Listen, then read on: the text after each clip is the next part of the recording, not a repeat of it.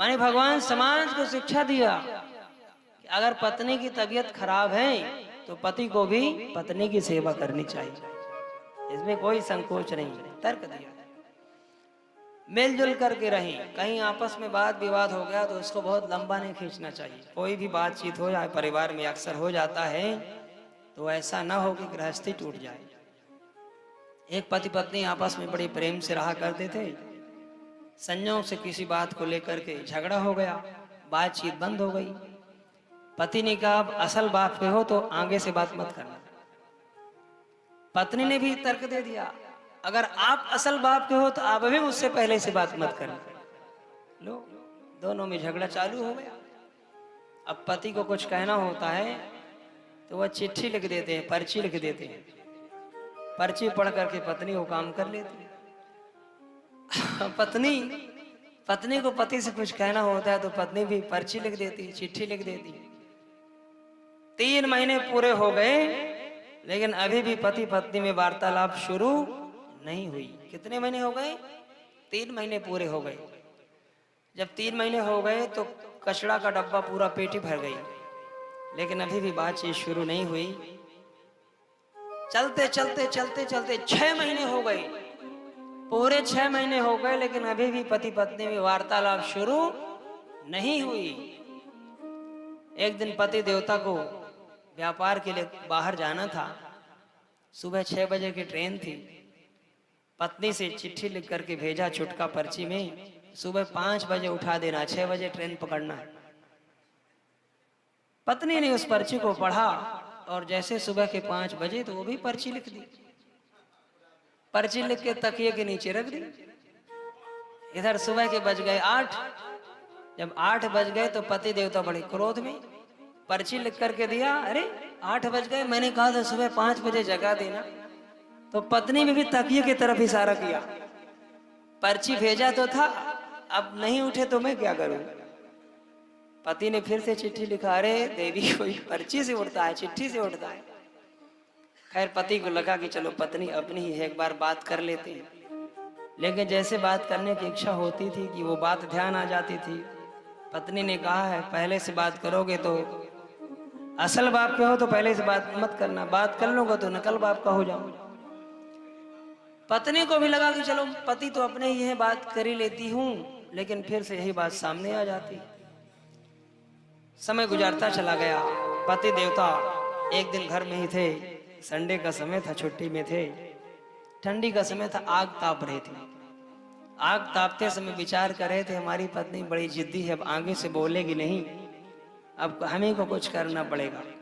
तो पति ने क्या किया, आग तापते तापते अपना कुर्ता आग में जलाने लगे, अपने कुर्ते को आग में जलाने लगी। पत्नी ने देखा तो घबरा गई, ओहो श्रीमान जी का कुर्ता जलने लगा, थोड़ी देर में तो वो भी जलने लगेगी। तो पत्नी ने कहा किसी का कुर्ता जले तो मैं क्या करूं, किसी का कुर्ता जले तो मैं क्या करूं। पति कहता है कुर्ता जला तो जला, बातचीत तो शुरू हुई, कुर्ता जला तो जला, असल के तो अपन ही रहे। तो कहने का मतलब ये है देवियों, ऐसा झगड़ा ना हो गृहस्थी में कि परिवार बिखरने लगे। परिवार मिलजुल करके रहिए, प्रेम भाव से रहिए, श्रद्धा से रहिए, आनंद में रहिए। भगवान ने जीवन दिया है, मौज से रहिए, प्रसन्नता से रहिए। इस समय बार बार नहीं मिलता। पति पत्नी दोनों एक हैं, एकता की भावना के लिए दोनों रथ के पहिए हैं। दोनों पहिए ठीक है तो गृहस्थी अच्छी चलेगी। एक है पहिया बिगड़ गया तो फिर वो परेशानी आएगी गृहस्थी में। जैसे कोई बात विवाद हो जाए तो आपस में समझौता करना चाहिए। पत्नियों को चाहिए कि वो पतिव्रत धर्म का पालन करें और पतियों को भी चाहिए कि वो भी पत्नी व्रता धर्म का पालन करें। दोनों के लिए शर्तें हैं, नहीं तो जीवन में स्थितियां बिगड़ जाती हैं। पत्नी तो पतिव्रत धर्म का पालन करे और पति के विचार ठीक नहीं है, ये भी ठीक नहीं है। ये ध्यान रखना चाहिए, दोनों एक दूसरे पर समर्पित रहें। अटल विश्वास होना चाहिए, श्रद्धा हो, समर्पण हो। जब समर्पण होगा तो जीवन में आनंद ही आनंद होगा। प्यारे, अपने आप को एक दूसरे पर समर्पित कर देना चाहिए, फिर जीवन में कितना भी संकट आए वो कभी डगमगाएगा नहीं। जीवन हमारा प्रसन्नता से व्यतीत रहेगा। नहीं तो जानकी जी को रावण जैसे बहुत से दुराचारी मिल जाएंगे, और उनसे कैसे बचना है जानकी जी के पावन चरित्र से सुनिए। तृण धरि ओट कहत वैदेही, तिनके के समान समस्त सुखों को त्याग दिया आदि शक्ति जगदम्बा, और सदैव राम नाम का चिंतन करें। कितनी कठिन और दुख तकलीफ में भी राम नाम के जप को छोड़ा नहीं, एक पल के लिए भी। राम के जीवन में भी एक बार संकट आ गया, शूर्पणखा आ गई और कहने लगी तुम सम पुरुष नमो सम नारी, यह संजोग बीत रचो बिचारी। तुम्हारे समान कोई सुंदर पुरुष मेरे समान सुंदर नारी नहीं है, इसलिए विधाता ने पहले से हमारा और तुम्हारा विधान रच दिया है। कितना झूठ बोल रही है, शादीशुदा है, इसके पति का नाम विद्युत जिह्वा, रावण ने मार दिया, रावण की बहन शूर्पणखा, और कहती है मैं कुमारी हूं और आपसे विवाह करना चाहती हूँ। बहुत सुंदर, बहुत राजकुमार ढूंढे, कोई भी अच्छी नहीं लगे, थोड़ी तुम अच्छी लगे, थोड़ी, बहुत ज्यादा नहीं। कहीं ऐसा ना हो कि शादी के बाद फिर जब लड़ाई हो तो कहो कि तुम ही तो आई थी मेरे पास। तो बहुत सुंदर नहीं, थोड़ी सुंदर हो, ठीक है, अन्न से ठीक हो, चल जाओगे।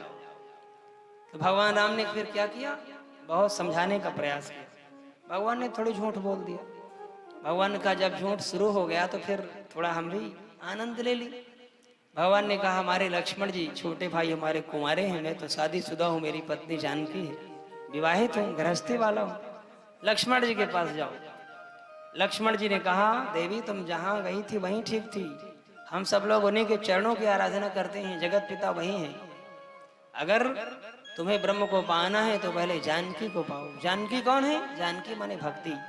पहले भक्ति करोगे तो भगवान तो मिल ही जाएंगे, पहले भक्ति करो, उन्हीं की भक्ति करो जिनको छोड़ करके आए हो। हम लोग तो जीव हैं, कुछ मिलने वाला नहीं। लक्ष्मण जी जीवाचार है। लक्ष्मण जी ने राम तक भेज दिया, शायद इनको ज्ञान हो जाए और पति भाव छोड़ करके भगवान के भाव में ध्यान करने लगे। समझाया, जब नहीं मानी तो फिर राम ने फिर से लक्ष्मण जी फिर से जब ज्यादा परेशान करने लगी तो नाक कान बिनु भई विकराला, भगवान ने अपने तर्कस के द्वारा, बाण के द्वारा लक्ष्मण जी ने नाक और कान को काट लिया।